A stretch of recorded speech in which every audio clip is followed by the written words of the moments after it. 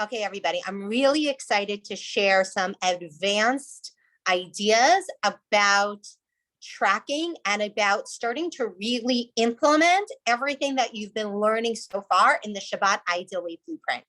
And I know you guys are ready to hear this because of all the amazing wins you've shared today. So the first kind of thought is, and I want you guys to write this down and really cement it into like a mantra in your mind. Every thought you have is creating your life. It's really simple. Every thought you have is creating your life.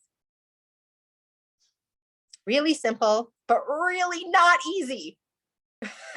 Who heard that and like a little bit of you cringed?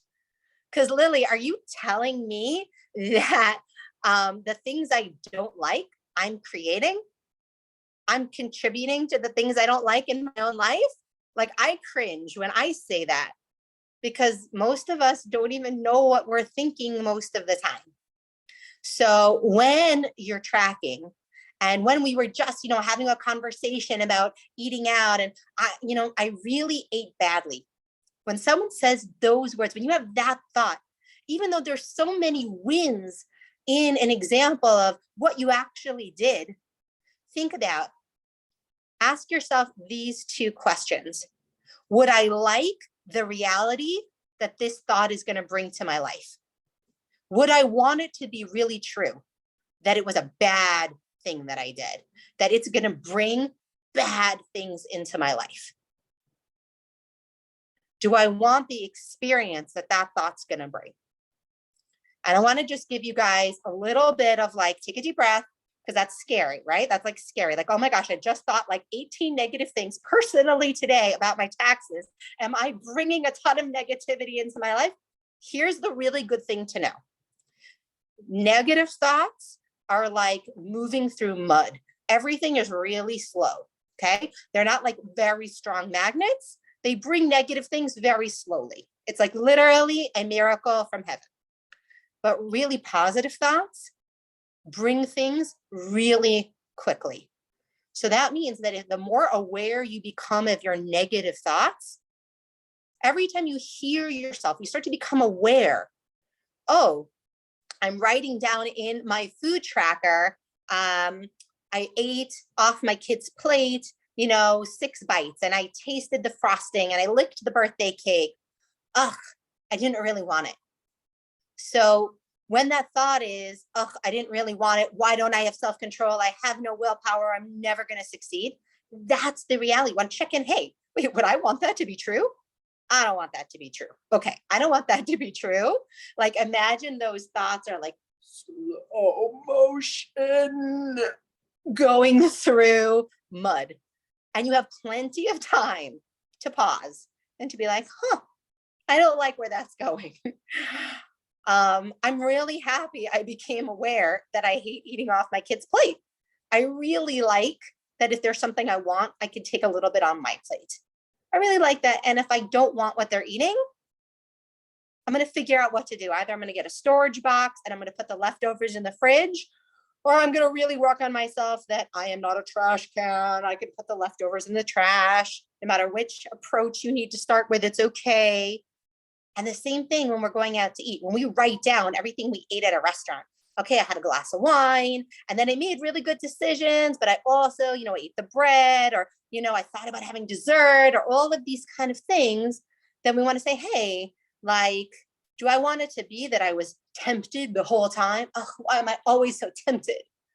Or do you want it to be like, oh my gosh, I really paid attention to my fullness and I enjoyed the things that were the most worth it to me. And that's really the kind of life I want to live. Yeah, I like that thought. I like that reality that would create, that I can look at anything and then choose what serves me. Oh, I really like that. Like, the world is my buffet and it doesn't control me. Some of the other things we discussed were, when I'm serving, I feel like I don't really have anything to contribute to the conversation. There's no space for me. When we talked about people pleasing in the entertaining video, well, what's the thought I'm thinking? That there's no place for me. I don't have anything to contribute to the conversation. Do I like that thought? Is that a reality that I want to continue? I can choose. Every thought is creating my life. What would I rather think? Like, imagine now that scenario, that same table, those same people are sitting there, and it's like you had a magic button, and all of a sudden they're all moving in slow motion, and you have this superpower. You can pause, take all the time you want, and change your thoughts. That's what's so powerful about those tracking videos, is they teach you how to become aware of your thought, and then the feeling, and then the action. But this is the next stage, except all of my good thoughts and my bad thoughts are contributing to the life that I want. What makes a thought good or bad? Whether I like what it's going to bring into my life or not. So if I'm thinking I have nothing to contribute to the conversation, everybody else always talks over me, and like, I really don't feel like I have space, be like, I really only share what is of real value. I know that when I talk, people are going to listen. I know that when I have something really meaningful to share, I know how to use my voice. I don't just fill up a room full of talk, I love that my table, someone's always drawing people into conversation, I'm really working on showing my guests a good time. All these different kind of thoughts we can choose. We can choose how we want to change. And what's really cool is the second step is, once you figure out the thought you don't like, you want to think about it like you're driving a car, right? So now we have this superpower. We see all the traffic around us and we don't like, right? There's all the cars and it's like really blocked up with all these negative thoughts. We can pause and we can like rearrange our car and go around all those slow moving cars and get into the fast lane. So what's a tool that we can use to really make this part of our daily life? I know you've heard about affirmations before. Maybe you even heard me talk about affirmations before. But one of the most amazing things about affirmations, once you understand this sequence, is the affirmation is the new thought you want to think. It's not about a random list on Pinterest of affirmations. It's not about a random card of affirmations. Affirmations are just the thoughts that you want to think that are going to create the life that you want to live.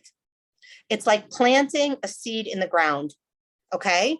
It might not grow, like nobody plants a seed expecting tomorrow for there to be a tree. And that's the biggest problem with affirmations. We plant a seed and we are mad or we think they don't work if tomorrow a tree fully bloomed with fruit ready to pick isn't in our life. But an affirmation is a seed of a thought. And the more we repeat it and the more we water it and the more we give it sunshine and practice it, the more we change our entire life. So if you go back to that traffic and now all of a sudden you have this ability to move around all those cars, the gas in your tank is your new thoughts, your affirmations, the way you are moving yourself. And that's why in the tracker, I put some affirmations inside each week for you to focus on. I forgive myself. I love myself. I am worthy. Oh, I love that. I love that. Recording voice notes to yourself, really changing this. And I call this the law of thinking. When you can learn the language that you need to hear, when those affirmations aren't just random things, but they really come from your deepest desires for the kind of life you want to live, the way you want to relate to your kids, the way you want to relate to your husband, the way you want to relate to food, the way you want to relate to your guests, right? That's where the Shabbat the blueprint touches on all these very important areas, because everything that you want to encounter happens on Shabbos, right? So that's the law of thinking, is that you have to really put it in, because whatever you give is what you're going to get back. Nothing is going to change for you if you don't change. You're going to become a person who lives at her ideal weight. Therefore, you're going to maintain your ideal weight, because you're going to become there first mentally, and physically it's going to follow.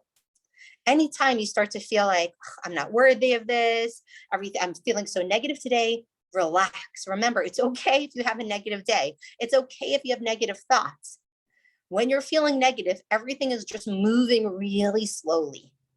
And that gives you plenty of time to feel what you need to feel, to pause, to take time to journal, to take time to call a friend, to take time to write in our group and really think it out. And I call this like an aspirational journey, because it's a journey to become conscious of the journey you actually want to be on, one step at a time. So I want you to just take a second and take 3 deep breaths here with me.